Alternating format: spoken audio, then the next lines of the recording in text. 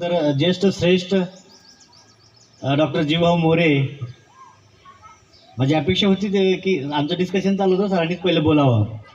ती गाड्या अभ्यासक पण आहेत. व्यासपीठावर उपस्थित पाटोळे सर असतील, सर्व मान्यवर, महेश उगावकर, मानस आहे, हर्षदा आहे, सुमित थोरात आहे, कुराडे मॅडम आहेत, ज्यांना आदर शिक्षिका पुरस्कार मिळाला जिल्हा परिषदचा, त्या मॅडम, समाजातील सर्व घटक या ठिकाणी उपस्थित आहेत. पाटोळे सर आहेत, अण्णा आहेत, सर्वांना मी या ठिकाणी जयंतीच्या शुभेच्छा देतो. संत आणि महाराष्ट्र, संत भूमी आणि आपला भारत देश हे एक वैचारिक अधिष्ठान. जगाच्या पाठीवर आज जवळपास 200 देश आहेत छोटे मोठे. अशा या 195 देशांमध्ये आजही आपला भारत देश वेगळ्या सांस्कृतिक ठेवा यांनी नटलेला आहे. याचं कारण असं आहे, आपल्याकडे वैचारिक अधिष्ठान आहे. तत्वाचा ठेवा जो आहे या महान महापुरुषांनी आपल्या देशाला दिलेला आहे. आणि म्हणूनच अशा प्रसंगी भारतासारख्या देशामध्ये, सांस्कृतिक देशामध्ये राहत असताना आपल्याला एक स्मरण करणं गरजेचं आहे. या जगामध्ये असे 3च पात्र आहेत की जे अहर्निश चिंतन करतात.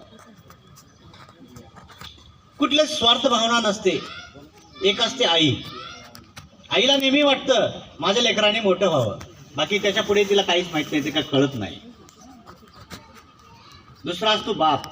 बापाला नेहमी वाटतं पोरानं माझं नाव मोठं करावं. आणि तिसरं असतात हे संत. त्यांना वाटतं या समाजाचं भलं व्हावं, आणि त्या भल्यासाठी ते अहोरात्र अहर्निश भाव ठेवून निस्वार्थीपणे सगळे जीवनातील जेवढे काही त्याग असतील ते देण्याची तयारी त्यांची असते. असे हे 3च पात्र या जगामध्ये आहेत. आणि त्यातलं एक पात्र, आणि ते आपल्या समाजातलं पात्र, संत शिरोमणी रोहिदास महाराज होऊन गेलेले आहेत. ह्या देशाचं, या महाराष्ट्राचं खरं तर भूषण आहे असं मला वाटतं. आणि म्हणून अशा साम्यवाद पेरणाऱ्या संतांचा विचार ज्यावेळेस आपण बघत असतो,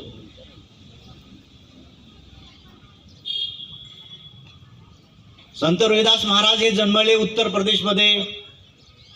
आज मी 8-10 देशामध्ये गेलेलो आहे, या ठिकाणी संत रोहिदास महाराजांचं मंदिर आहे. मग ही कंपॅरेटिव्ह स्टडी करताना, अभ्यास करताना सर मला असं जाणवलं, आपल्या महाराष्ट्रामध्ये एखादं रोहिदास महाराजांचं मंदिर आहे का? तर त्याचं काउंटेबिलिटी मी बघितलं, म्हणजे 14 लक्ष आपला समाज आहे या महाराष्ट्रामध्ये. त्या प्रमाणात हे बघा, SC कॅटेगरीमध्ये 50-55 जाती आहेत. त्यात 1 नंबरला सगळ्यात जास्त पॉप्युलेशन लोकसंख्या महार समाज आहे. त्याच्या खालोखाल चांभार समाज आहे. त्याच्या खालोखाल मातंग समाज आहे. जे संख्याबळ ज्यांचं जास्त आहे, आता आपल्याला माहित आहे महार समाजाचे जे अस्मिताची रूपं आहेत, तथागत गौतम बुद्ध असतील, डॉक्टर बाबासाहेब आंबेडकर असतील, मातंग समाजातील अण्णाभाऊ साठे असतील, लहुजी वस्ताद असतील. तर ही प्रतीक किंवा आमची महापुरुष या प्रतीकामधनं आमच्यामध्ये अस्मिता पेरत असतात. मग ही अस्मिता जागृत करण्याचं काम आमची महापुरुष करत असतात. मग ते प्रतिमेतून असतील, स्टॅच्यूमध्ये असतील किंवा पुतळ्यामध्ये असतील. त्याच्या पुढे जाऊन असं वाटतं मला, जर ज्या वेळेस नेदरलँड सारख्या देशामध्ये मी गेलो, तिथं संत रोहिदासाचं मंदिर आहे. मी कुंभमेळ्यामध्ये माझ्या आईवडिलांना घेऊन गेलेलो होतो. गोवर्धनपूर म्हणजे ज्या ठिकाणी संत रोहिदासाचा जन्म झाला, तिथे पण चांगलं मंदिर 1997ला तत्कालीन मुख्यमंत्री मायावती यांनी खूप सुंदर असं मंदिर बांधलेलं आहे. सागर, मध्य प्रदेश, इथे पण खूप मोठे मोठे मंदिर आहेत. मी मंदिराचं समर्थन करत नाही किंवा मंदिराचं जाज्वल्य इथं घात नाही, पण विचाराचा ठेवा आमच्या मनामध्ये कुठेतरी स्फुल्लिंगित व्हावा, याच्यासाठी प्रतीका अतिशय महत्त्वाचे आहेत, हे लक्षात घेतलं पाहिजे. त्याच्यामुळे समाजाने पुढे येऊन माझ्या येवल्यासारख्या शहरामध्ये एक संत रोहिदास महाराजांचं प्रतिकात्मक पुतळा मंदिर असणं या ठिकाणी गरज आहे का?